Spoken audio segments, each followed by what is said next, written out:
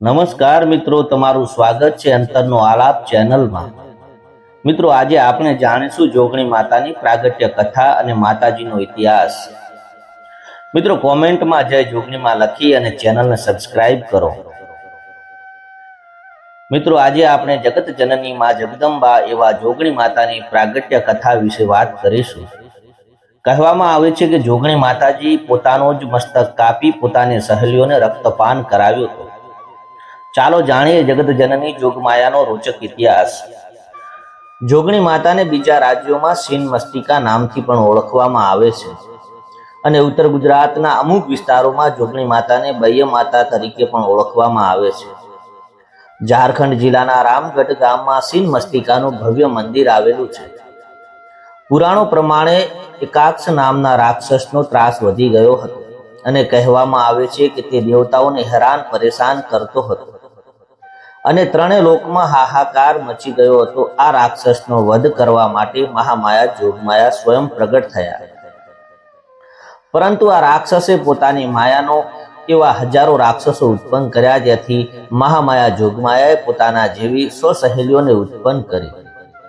ત્યારબાદ બંને વચ્ચે ભયંકર યુદ્ધ થયું। માતાજીએ 100 સહેલીઓ અને રાક્ષસોનો સંહાર કર્યો અને તેમના રક્તનું રક્તપાન કર્યું। ત્યારબાદ જોગમાયાઓ એકાંત રાક્ષસનો પણ વધ કર્યો, તેના પણ રક્તનું રક્તપાન કર્યું। પરંતુ માતાજીની 2 સહેલીઓ ડાકીની અને સાકીનીને કહ્યું કે હે માં, અમે પણ હજી રક્તના તરસા છીએ અને અમને જગત જનની જોગમાયા માટે અમારી તરસ છીપાવો।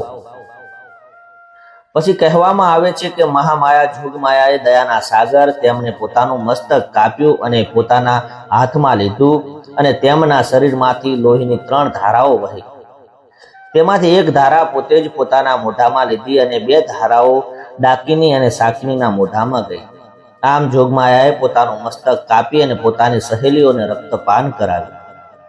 પછી સીન મસ્તિકા દેવીની ઉત્પન્ન થઈ અને ઝારખંડમાં આવેલું સીન મસ્તિકાનું મંદિર રજસપ્પા નામના પ્રખ્યાત છે। આ 51 શક્તિપીઠોમાંનું બીજું શક્તિપીઠ છે। ઇતિહાસ પ્રમાણે પ્રાચીન કાળમાં છોટા નાગપુરના રાજા રજ હતા અને તેની પત્નીનું નામ રૂપા હતું। એક સમયની વાત છે, પૂનમને રાત્રે રાજા શિકારની શોધમાં દામોદર અને ભૈરવી નદીના સંગમ સ્થાને પહોંચ્યા અને ત્યાં રાત્રિ થતા રાજા એક ઝાડ નીચે આરામ કરવા લાગે છે।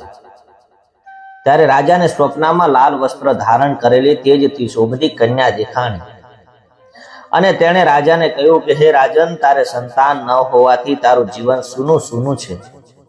જો તું મારી આજ્ઞા માનીશ તો તારા ઘરે સંતાન થશે। આટલી વાત સાંભળી રાજાની નીંદર ઉડી ગઈ અને રાજા ઊભા થઈ અને તે કન્યા સાથે સ્વપ્નમાં દેખાઈ હતી। તેણે પાણીમાં વચ્ચોવચ્ચ ઊભી જોઈ।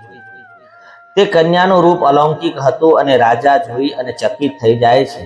રાજાને જોઈ કન્યા બોલી, હું છીન મસ્તિકા દેવી છું અને આ કળયુગમાં મને કોઈ નથી જાણતું, પરંતુ હું તો પ્રાચીન કાળથી આ વનમાં ગુપ્ત રીતે નિવાસ કરું છું। હે રાજા, હું તને વરદાન આપું છું કે આજથી 9મા માસે તારા ઘરે પુત્રનો જન્મ થશે અને આમ સામે જોતા જ એક મારું નાનું મંદિર દેખાશે।